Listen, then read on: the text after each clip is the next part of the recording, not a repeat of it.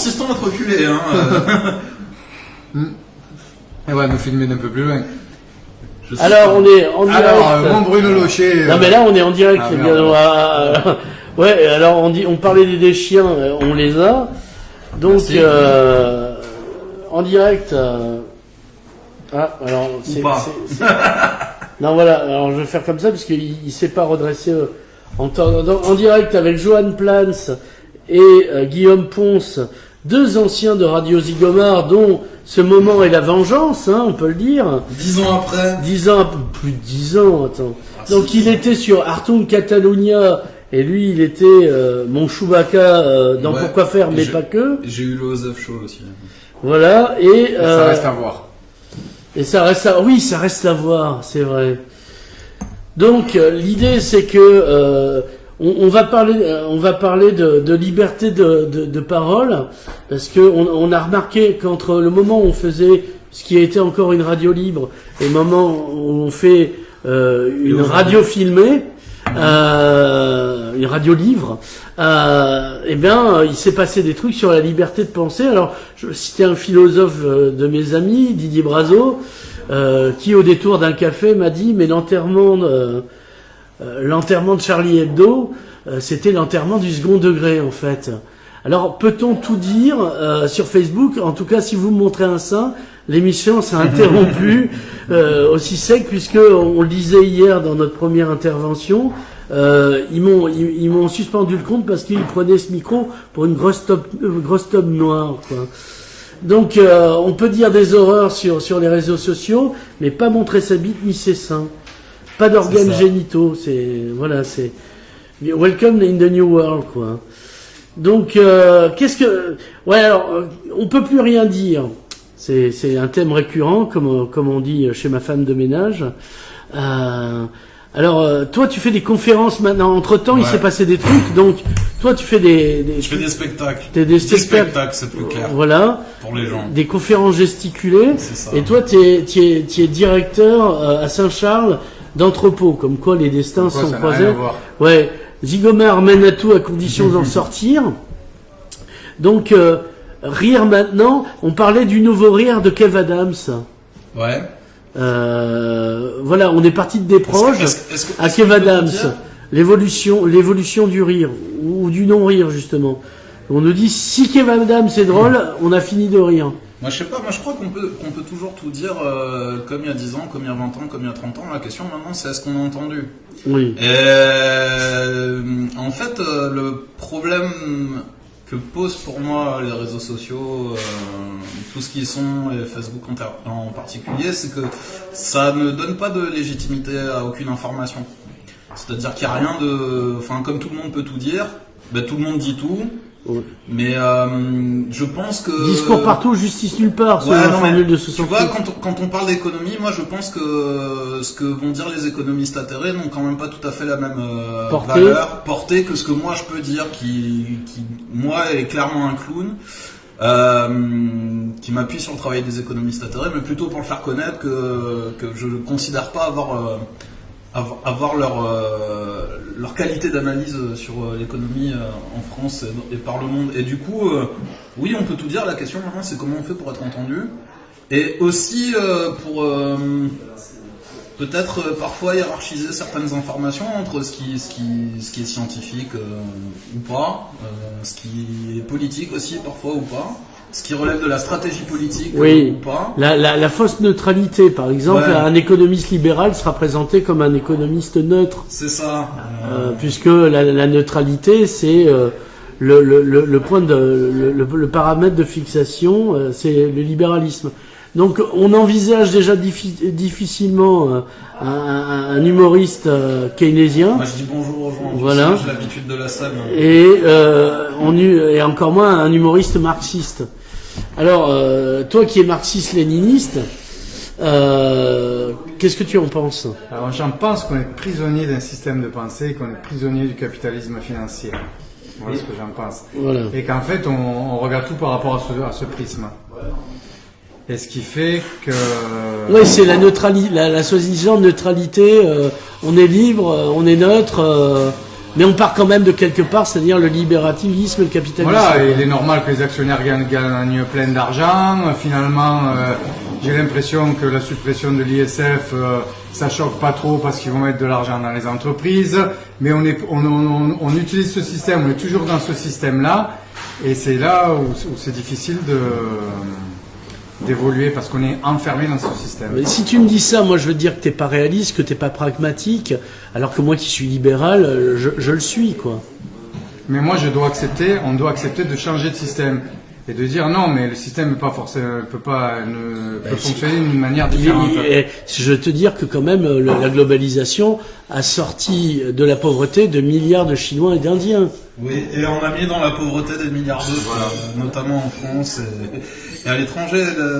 C'est la même discussion quand tu parles du communisme contre le capitalisme. On t'explique que oui, le communisme a tué plein de gens et tout, et puis on te cite Staline, sans poser la question déjà de savoir si Staline était réellement communiste ou si c'était pas juste un fou. Et voilà, mais aujourd'hui, quand il y a des suicides à Orange, c'est des suicides qui sont dus à quoi?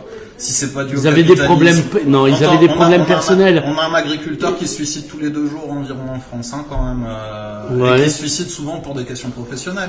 Alors, lui, il est mort de quoi, hein, s'il n'est pas mort du capitalisme? Quand, au 19e siècle, la première révolution industrielle a lieu, en Belgique, quand même, dans les entreprises, déjà les ouvriers avaient que du petit lait à manger. Donc le petit lait, ça nourrit pas trop, hein, c'est ce qui reste du lait quand on a fait du beurre. Ouais. Et puis ils avaient en termes quand le capitaliste on fait du beurre, et l'argent du beurre d'ailleurs. Et l'argent du beurre, et ils faisaient un truc qui s'appelait le sou du linceul, c'est-à-dire qu'ils se cotisaient quand l'un des deux mourait à la mine, ils se cotisaient pour que le mec soit pas jeté directement dans la fosse commune, qu'il ait quand même un droit autour de lui, parce qu'on n'est pas des bêtes. Et ces gens-là, est-ce qu'ils sont comptabilisés dans les morts du capitalisme? Est-ce qu'il y a un moment donné aussi où on a comptabilisé les morts du capitalisme? Et ça, faudrait être juste. Si on doit parler des morts qu'ont fait les autres systèmes, il faudrait qu'on soit encore capable de comptabiliser les morts d'une autre. Et aujourd'hui, oui, on a grandement accru la population mondiale, on l'a multiplié par 4, je pense, en 40 ans, à quelque chose près, entraînant dans le même temps la destruction plutôt rapide de notre planète. Donc les bilans, on les tire généralement à la fin. Le capitalisme n'est pas encore mort puisqu'on est en plein dedans. Moi, je suis quand même curieux. Quand on lit le rapport du GIEC, on va dire que si les 25% de ce que le GIEC a anticipé se réalisent vraiment, je suis curieux de savoir le nombre de morts que ça va faire, et s'ils seront encore imputés au capitalisme ou pas, quoi. Et j'ai l'impression que c'est un discours qui est beaucoup plus réaliste, qui est celui de dire qui est le même de dire depuis 40 ans croissance égale emploi, égale machin, égale truc, alors que la croissance en France on en a tous les ans entre 1 et 1,5%, le chômage se réduit pas forcément quand la croissance augmente. Ouais, il faudrait qu'il y ait 5% de croissance pour dire qu'il y ait création d'emplois. Ouais, non, mais tu vois, enfin, il faudrait qu'il y ait... Et donc, tous ces discours-là, on a réduit les charges... nous expliquait, moi, il y a 20 ans, on m'expliquait, j'étais jeune, il y a 20 ans, j'avais 12 ans, c'est le premier discours politique que j'entends, c'est... faut baisser le prix du salaire pour que les entreprises en France soient compétitives. Voilà. On l'a baissé le prix du salaire, est-ce qu'aujourd'hui on est plus compétitif? Non.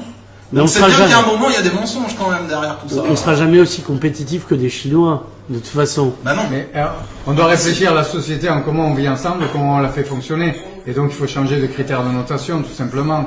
Est-ce qu'on a besoin d'être compétitif? Est-ce qu'on a besoin d'être productif? On a besoin d'un certain nombre de choses, et de vivre en travail et d'obtenir ces choses. Et pour les obtenir, on a besoin de gens qui travaillent et qui les fabriquent et qui fassent ces choses-là. C'est tout. Après, la productivité, la compétitivité, tout ça, c'est parce qu'on a décidé de vivre dans ce système-là. Mais c'est pas nous qui avons décidé. Voilà. J'étais pas à la réunion, je sais pas si j'étais invité. On nous fait croire que c'est la seule manière de vivre en société.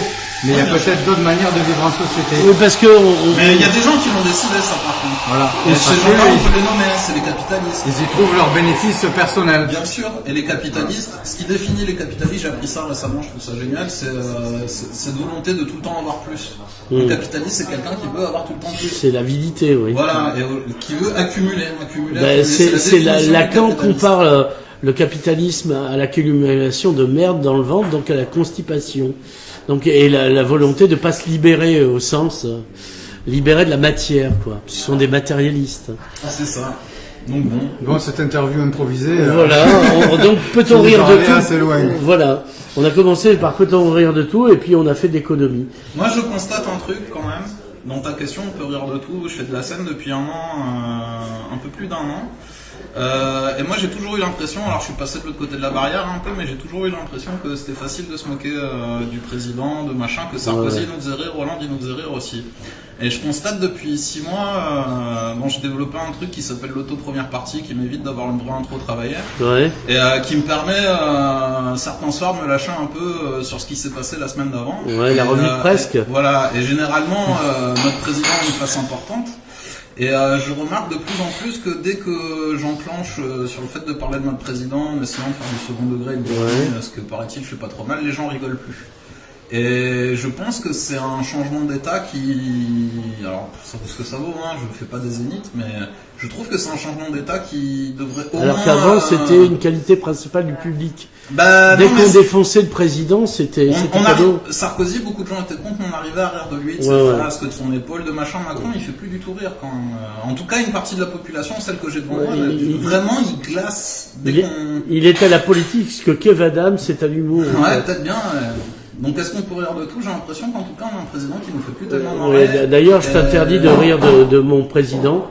Cette fontaine de jouvence de l'esprit. Tout à fait. Mais que je rappelle d'ailleurs, puisque l'occasion m'est donnée, que évidemment j'aime et que je respecte et que voilà. Parce que il faut pas le critiquer trop ouvertement, vous savez, parce qu'on sait jamais ce qui peut se passer dans 6 mois. Donc je rappelle, je réitère ici évidemment comme à chaque fois à quel point la pensée jupitérienne me fait grandir. Et oui, vraiment à quel point on a un grand président. D'ailleurs, ça se voit, la société française va beaucoup mieux. Bon, je me balade plus les samedis, mais la société française va beaucoup mieux. Et merci encore, Monsieur le Président, de tout mon cœur. Toi aussi, donc, fais pas ton autocritique, mais il est temps de dire du bien à notre président. Pour conclure. Bon, la conclusion est faite. Voilà, je rajouterai rien de plus. Alors, Johan Plantz, Guillaume Ponce, merci et à bientôt pour d'autres aventures. Au revoir.